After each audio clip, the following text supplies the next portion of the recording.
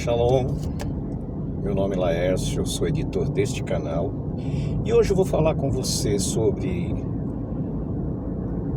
as festas de outono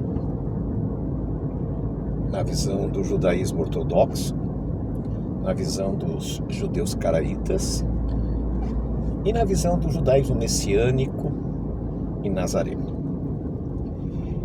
Algumas coisas bem fora do sentido natural, as coisas ilógicas acontecem nesse período. A primeira delas, quando Moisés tirou o povo do Egito, ele relata em Êxodo capítulo 12, versículo 2, dizendo o seguinte: este vos será o primeiro dos meses. Então ele é específico, é claro, objetivo, que o ano novo começaria naquele mês que no calendário israelita chama-se Abib ou Aviv, que significa apenas maduro, né? Não tem nada de especial nesse nome. Aliás, os meses hebraicos todos são numerais. Apenas os judeus que retornaram da Babilônia que trouxeram nomes babilônicos para os meses. Mas não é o nosso assunto hoje. Então, vem a seguinte pergunta: mas nós temos visto que vamos celebrar agora o Ano Novo, Rosh Hashanah, cabeça do ano. Está todo mundo se preparando para esse grande evento. Porém, quando nós vamos para a Bíblia, para a Torá, nós lemos o seguinte, lá em Levíticos 23, versículo 27, lá diz assim: e no primeiro dia do sétimo mês será o dia das trombetas, um dia de alarido, um dia de clamor. Não fareis nenhum trabalho, pois é um Shabat. Só isso. Não fala que é ano novo, não fala que tenha alguma coisa para olhar para frente ou para trás. Só isso. Muito bem, nós já explicamos em outros vídeos o porquê dessa mudança, que não é o nosso assunto hoje. O nosso assunto é do 10º dia. E desde o começo do 6º mês, que o judaísmo, e não a Torá, não a Bíblia, chama de Elul, diz que é um mês de reflexão, um mês de arrependimento. São 40 dias que nós devemos nos arrepender para o grande dia do juízo anual, que é o 10º dia do 7º mês, chamado também como Yom Kippur.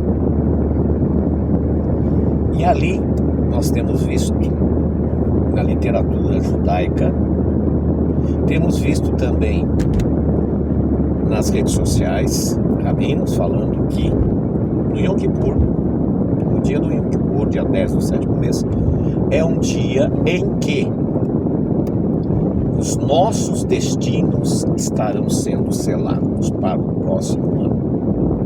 É meio mais ou menos assim como Calvino, né? Antecipando as coisas. E aí diz que Deus vai estabelecer para você um ano de prosperidade, um ano de alegria, ou um ano de doença, um ano de castigo, um ano de perseguição. Tudo isso é muito estranho quando você usa a Bíblia como parâmetro, porque a Bíblia não nos traz isso, não fala isso, em primeiro lugar.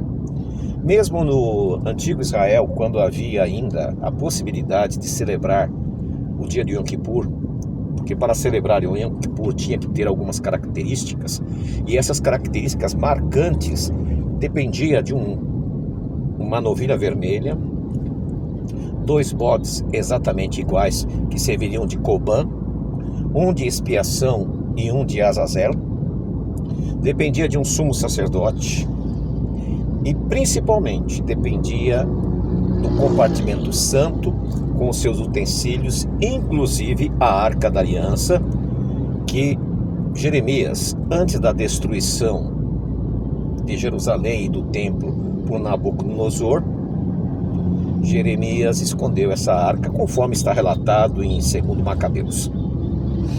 Ou seja, desde a destruição do templo ao retorno e até hoje, esta cerimônia não poderia mais ser realizada por falta dos utensílios, por falta da arca. No lugar, os rabinos, os sacerdotes que retornaram da Babilônia, criaram um novo mandamento, o mandamento do jejum. Porém, a Bíblia não diz que nesse dia de alarido, de trombetas, deveria se jejuar. Aliás, diz que teríamos que afligir as nossas almas e não o nosso estômago. Mas muito bem.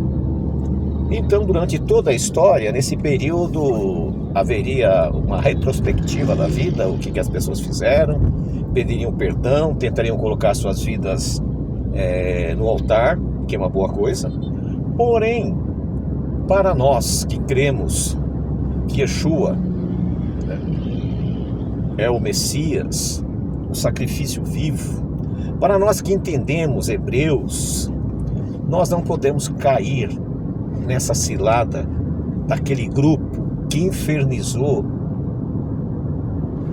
os primeiros messiânicos, que eram os judaizantes. Quem eram os judaizantes? Eram judeus, fariseus, que aceitaram Jesus, abro aspas aqui, porém queriam manter as mesmas regras que os fariseus haviam instituído. Yeshua já havia dito em Mateus capítulo 15, no versículo 3, que aqueles fariseus, aquele grupo de pessoas, eles eram transgressores da Torá, por causa das tradições dos anciões. O próprio Jesus vai falar em Mateus 23:33, que o inferno estava reservado a eles pela atitude que eles tinham em lidar com as coisas sagradas.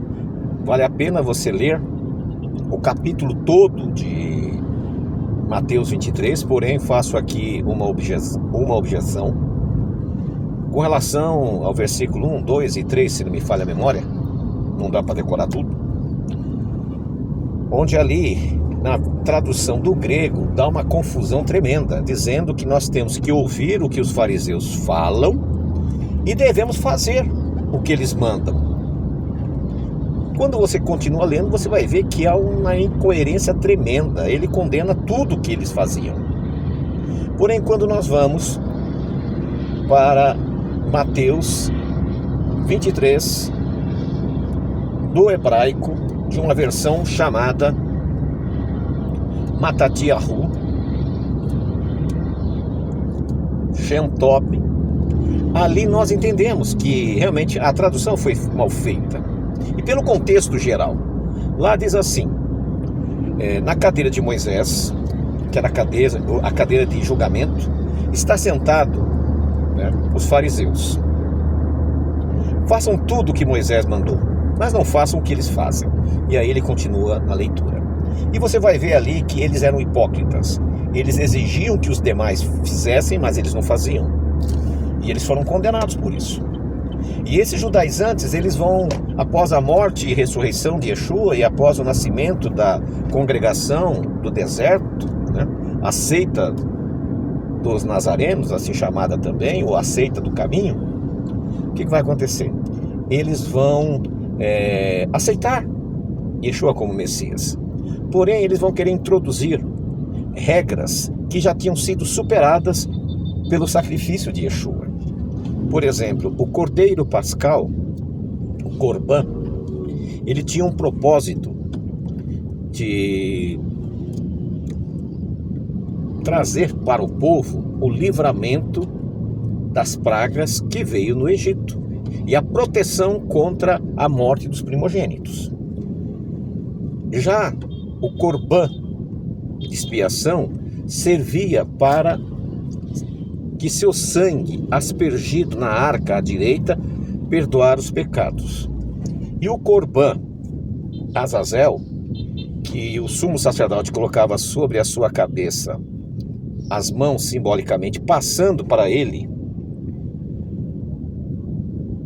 os pecados da nação, e era tirado e levado para fora do do arraial, como tirando o pecado do meio do povo, também simbolizava Yeshua.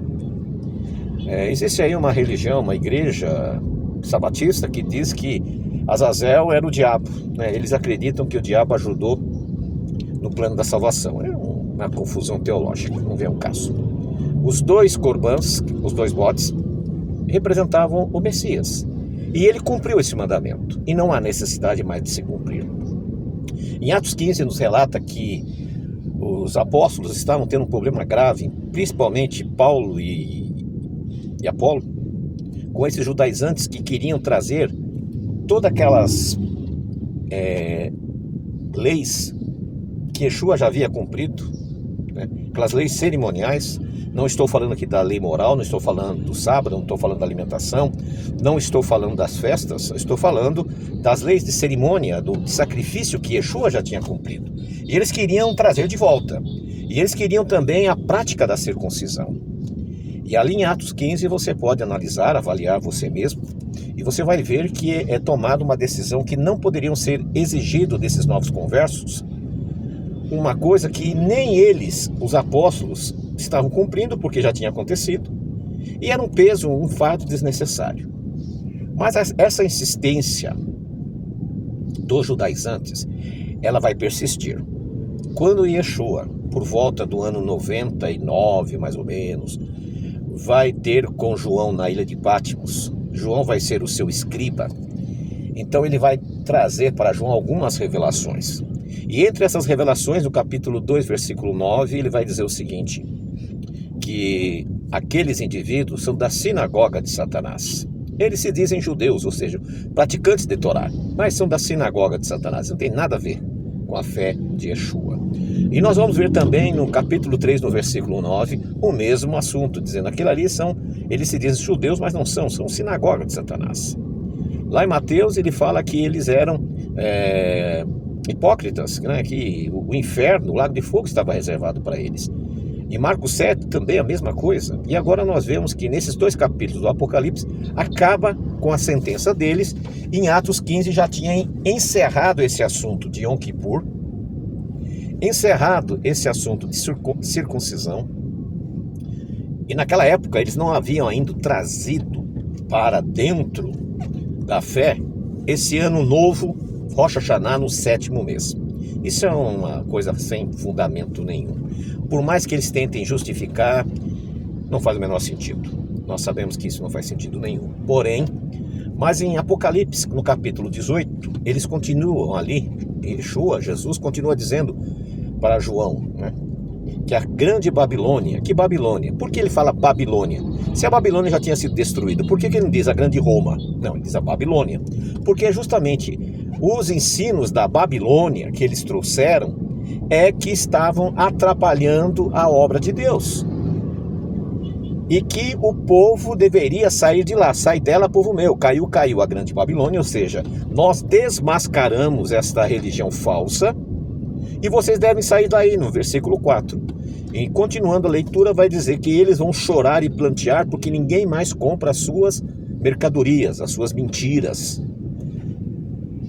E agora nós vemos que na Techuvá, ex-pastores, ex-pessoas comuns, têm se auto-intitulado Rosh.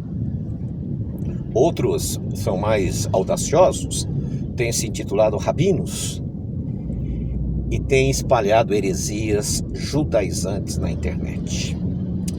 Não caia nessa mentira. Eu sei que está longo esse vídeo, mas eu sei que ele pode mudar a tua história. Não caia nessa mentira. Isso é uma fantasia. Yeshua já pagou o preço. Nós não temos que fazer esse Yom Kippur da maneira que ele faz. Aí você vai perguntar, mas espera aí, como é que a gente vai fazer? A Bíblia é clara. Ali diz que é um Shabat. E é um Shabat para afligir a alma. O afligir da alma é uma reflexão de tudo que nós temos feito. Para quem tem nos acompanhado nos nossos vídeos, eu sempre falo do checklist. Você tem que fazer um checklist na sua vida, sabe? ver os princípios e mandamentos que você tem cumprido e os princípios e mandamentos que você, por um motivo ou outro, não tem cumprido. E você vai dar a resposta. Você vai dizer, olha, nós não cumprimos esses mandamentos por esses motivos. Por que você não está cumprindo? E você vai fazer um propósito de conseguir cumprir. Porque o que adianta você ganhar o mundo e perder a sua salvação? Nada, né? Outra coisa, trombetas, primeiro dia do 7º mês, não é ano novo, é um dia de sonido, um dia de nos recordar dos livramentos de Deus, nos recordar que as 7 pragas vão cair e lembrar que vai ser através do som das trombetas que Yeshua vai voltar para reinar e estabelecer seu reino. Esses movimentos que se auto-intitularam judaísmo messiânico, judaísmo nazareno, são falsos. São os antigos fariseus judaizantes que querem introduzir doutrinas que são doutrinas de demônios. Em Deuteronômio capítulo 4, versículo 2, ele é bem claro que nós não poderíamos, criar mandamentos e nem tirar. Por isso que você, que é uma pessoa que se chegou até aqui para poder avaliar tudo que foi dito, faça a sua escolha. Josué teve um problema sério com os israelitas. Ele disse, eu e minha casa vamos servir ao Senhor. E hoje eu posso dizer a você, como é que você está fazendo? Você está servindo ao Senhor ou você está servindo a si mesmo?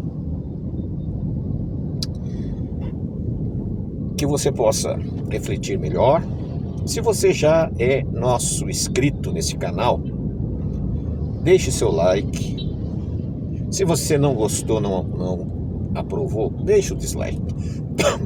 Na parte de comentários, é fundamental para nós o seu comentário. Se você achou que esse vídeo foi importante, compartilhe com as pessoas. Ajude a salvar pessoas. Porque é um absurdo a pessoa achar que no dia do Yom Kippur Deus vai decidir o seu futuro. Se você vai ser pobre, vai ser rico, se você vai viver ou vai morrer. Isso é antibíblico. Shalom, shalom.